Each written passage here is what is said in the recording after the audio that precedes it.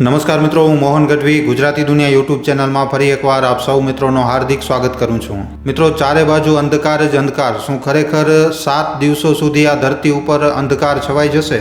શું ખરેખર આ વાત ભવિષ્ય મલિકામાં લખેલી છે? આખરે શું કામ 7 દિવસો સુધી દુનિયામાં અંધારું જ અંધારું રહેશે? આ અંધકાર થવાનું કારણ શું હશે? શું ક્યાંક આ દુનિયાનો અંત તો નથી? તો ચાલો મિત્રો, આ બધા પ્રશ્નોના જવાબ જાણવાની કોશિશ કરીએ આજના મહત્વપૂર્ણ વિડીયોમાં.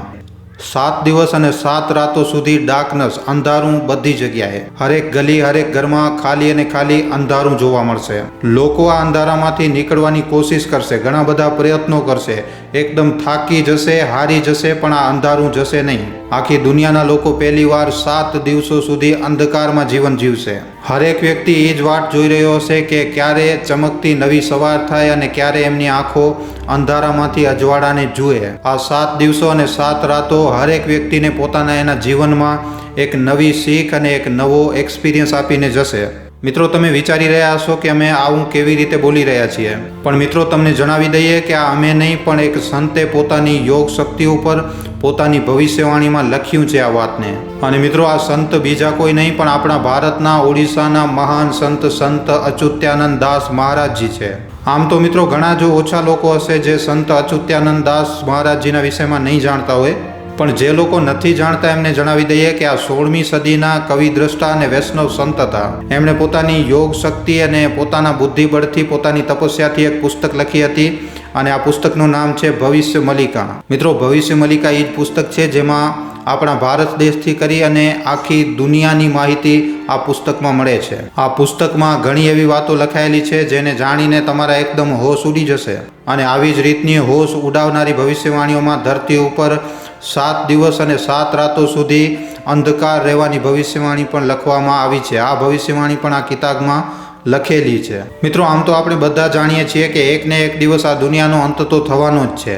બધા લોકો આ વાતને જાણે છે, ભલે એમનો ધર્મ ગમે એવો હોય, પણ બધા ધર્મોમાં એક વાત ખૂબ જ જોર આપીને લખવામાં આવી છે, ખૂબ જ જોરથી કહેવામાં આવી છે કે સૌથી છેલ્લે એ દિવસ 100% આવશે જ્યારે આ આખી દુનિયાનો અંત થઈ જશે.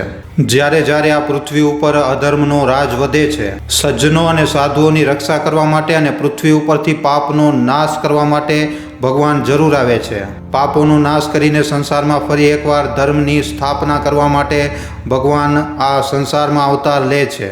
મતલબ કે આપણે સમજી શકીએ છીએ કે આ ઘોર કળિયુગનો અંત કરવા માટે કેવી રીતે ભગવાન અવતાર લેશે, કે પછી આ દુનિયાનો અંત ક્યારે થશે, કેવી રીતે થશે, આવી રીતના પ્રશ્નો ઘણા બધા લોકોના મનમાં હંમેશા આવતા હોય છે. પણ મિત્રો, લોકોને આ પ્રશ્નોના બરોબર રીતે જવાબ મળતા નથી. પણ મિત્રો, સંત અચ્યુતાનંદ દાસ મહારાજજીએ લોકોને અંતના સમયથી રૂબરૂ કરાવવા માટે, અંતના સમયમાં જે કંઈ વસ્તુઓ થશે એ વસ્તુઓથી માણસોને પરિચિત કરાવવા માટે આ ભવિષ્ય મલિકા નામનો ગ્રંથ લખ્યું હતું. મિત્રો, તમને જાણીને હેરાની થશે કે આ પુસ્તકમાં જેવી રીતની ભવિષ્યવાણીઓ લખવામાં આવી છે એમાંથી ઘણી બધી ભવિષ્યવાણીઓ એવી છે કે જેમના પૂરો થવાનો પણ દાવો કરવામાં આવે છે. મતલબ કે તમે સમજી શકો છો કે આ 7 દિવસ અને 7 રાતો સુધી અંધારું થવાની આ વાત કેટલી સાચી હોઈ શકે છે. હવે મિત્રો, રાત્રિના સમય દરમિયાન જ્યારે થોડીક વાર માટે પણ લાઇટ ચાલી જાય છે તો આપણે બધા જાણીએ છીએ કે કેવી રીતે ઘનઘોર અંધારો છવાઈ જાય છે. અને અંધારામાં કોઈ પોતાના ફોનની લાઇટો ચાલુ કરે છે તો કોઈ દીવો પ્રગટાવે છે, જેના લીધે થોડીક વાર માટે અજવાળું કરી શકાય. ચાલો, અંધારામાં પણ માણસો થોડા સમય માટે પોતાનું જીવન કાઢી શકે છે, પણ 7 દિવસ અને 7 રાતો સુધી લગાતાર અંધારું રહે તો માણસ કેવી રીતે જીવી શકશે? મિત્રો, વિચારીને જ એકદમ હેરાની થાય છે કે આ દિવસો કેવા હશે અને ક્યારે આવશે. તો ચાલો મિત્રો, આ બધા પ્રશ્નોના જવાબ જાણવાની કોશિશ કરીએ. મિત્રો, જેમ કે જીવનમાં હરેક વસ્તુ કોઈને કોઈ કારણ અનુસાર થાય છે અને હરેક વસ્તુનું કોઈને કોઈ કારણ જરૂર હોય છે. આવી જ રીતે જો અમે અંધારાની વાત કરીએ તો અંધારાનો મતલબ મિત્રો ખાલી રાતવાળો અંધારો નથી, પણ એક અજ્ઞાની વ્યક્તિ જે ભગવાનની શક્તિથી, જે દુનિયાની સાચી શક્તિથી અજ્ઞાત છે, એવા વ્યક્તિઓ જે દુનિયાની લોભ લાલસામાં ફસાયેલા પડ્યા છે અને એને જ પોતાના જીવનનો મૂળ સ્ત્રોત માની રહ્યો છે. આવા વ્યક્તિઓ મિત્રો ગમે એટલી લેમ્પલાઇટમાં શું કામ ન રહેતા હોય, અસલમાં એ અંધકારમાં જીવન જીવી રહ્યા છે. મિત્રો, અજ્ઞાનને અંધકાર જ કહેવામાં આવે છે, જે વ્યક્તિ અજ્ઞાની છે એ અસલમાં અંધકારમાં જીવન વ્યતીત કરી રહ્યો છે, અને જે વ્યક્તિ હકીકત જાણે છે, જે ભગવાનની નજીક રહે છે, પોતાના ગુરુના અંડરમાં રહીને હરેક કામ કરે છે, હરેક વસ્તુમાં પોતાના ભગવાનને પહેલા રાખે છે, આ મનુષ્ય જ અજવાળામાં જીવન જીવી રહ્યો છે. મતલબ કે મિત્રો, ભગવાનની સાથે અજવાળું છે અને આપણે ભગવાનથી વંચિત રહીએ છીએ, એનાથી દૂર રહીએ છીએ, તો આપણે અંધારામાં રહી રહ્યા છીએ. આ દુનિયામાં એક દિવસ એવો પણ આવશે જ્યારે લોકો આસ્થા, ભાવ, સંસ્કાર, રીતિ રિવાજ આ બધી વસ્તુઓ ભૂલી જશે. માણસ પોતાના ગુરુના વિષયમાં વિચારવાનું એકદમ બંધ કરી નાખશે. અને ગુરુ તો શું, એક સમય એવો પણ આવશે જ્યારે લોકો જે છે એ ભગવાનને પણ ભૂલી જશે. બસ લોકો પોતાની મોહ માયામાં પડ્યા રહેશે. લોકો હરેક એવી વસ્તુમાં પોતાનો સમય વ્યર્થ કરશે જે ખરાબ અને ખોટું છે. જે વસ્તુ ભગવાન અને હકીકતના વિરોધમાં છે એવી વસ્તુઓ માણસો કરશે.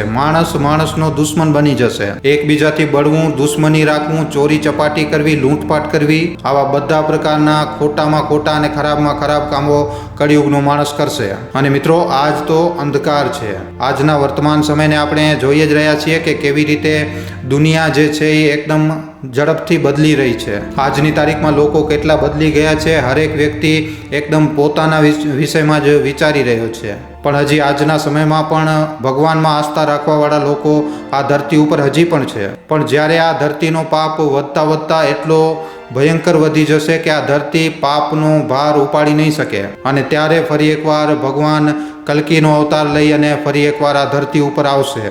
ભગવાન પાપનો આ ધરતી ઉપરથી એકદમ વિનાશ કરી નાખશે અને ફરી એકવાર એક નવા યુગની શરૂઆત થશે, જેને આપણે સતયુગ કહીએ છીએ. હવે મિત્રો, અહીંયા તમારો એક સવાલ એ હશે કે જેવી રીતે કે આ ભવિષ્ય મલિકામાં લખેલું છે કે આ 7 દિવસ અંધારું થશે, તો શું આ 7 દિવસનો અંધકાર જે હશે એ શું પાપી મનુષ્યો માટે હશે? તો આવું નથી મિત્રો. આ 7 દિવસ અંધકાર મતલબ કે 7 દિવસનું અંધારું તો થઈને જ રહેશે. મતલબ કે આ અજ્ઞાનવાળું અંધારું નથી, આ અસલમાં થવાવાળું અંધારું છે. અને જણાવવામાં એમ આવી રહ્યું છે કે જે 7 દિવસનું જે અંધારું થશે એ આ કળિયુગના અંતનો એક સાઇન હશે. હા મિત્રો, કળિયુગના અંતનો સાઇન. પણ હા, એવું પણ નથી કે આ ખાલી માત્ર એક સાઇન હશે. ના, આવું બિલકુલ નથી મિત્રો. કળિયુગના અંતના વિષયમાં સંત અચ્યુતાનંદ દાસ મહારાજજીએ ભવિષ્ય મલિકામાં એવી ભવિષ્યવાણીઓ લખી છે જેને જાણીને તમે એકદમ હક્કાબક્કા રહી જશો. અને અચ્યુતાનંદ દાસ મહારાજજીની આ ઘણી બધી ભવિષ્યવાણીઓ આજની તારીખમાં એક પછી એક સાચી સાબિત થતી જઈ રહી છે. હવે તમે ભૂકંપને જ જોઈ લો. ભવિષ્ય મલિકામાં એમ બતાવવામાં આવ્યું છે કે જ્યારે અંતનો સમય નજીક આવવાનો હશે ત્યારે આ ધરતી ઉપર વારંવાર ભૂકંપ આવશે, ઘણા બધા ભૂકંપ આવશે. મતલબ કે આ ભૂકંપના આંચકા પણ કળિયુગના અંતનો એક સાઇન હશે.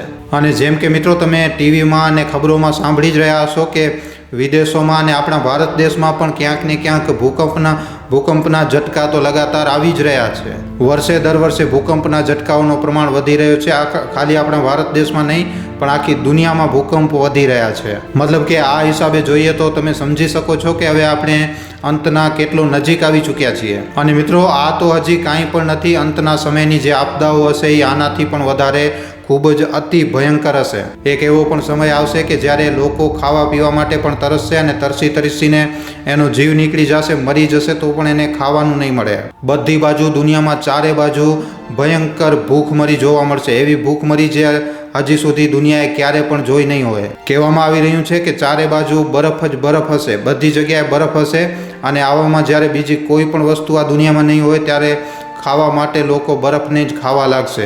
અને ગમે એવી રીતે કોઈને કોઈ રીતે પોતાના જીવનને બચાવવાના ઉપાય માણસો ગોતતા રહેશે. આવી રીતે મિત્રો, એક બાજુ તો ભયંકર પ્રાકૃતિક આપદાઓ હશે તો બીજી બાજુ યુદ્ધ પણ ચાલુ થઈ જશે. અને આવી રીતે ધરતી ઉપર ઘટી રહેલી આ આપદાઓથી ધરતી ઉપર 7 દિવસો સુધી એકદમ અંધકાર છવાઈ જશે. અને કહેવામાં એટલા સુધી આવી રહ્યું છે કે આ જે ઘટના હશે એ વર્ષ 2029 સુધી ઘટી શકે છે.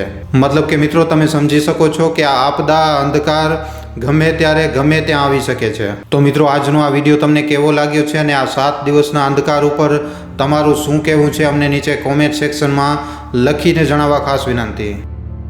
મિત્રો, તમારા માટે એક સારા વિષય ઉપર વિડીયો બનાવવામાં અમને ઘણો જ સમય લાગી જાય છે.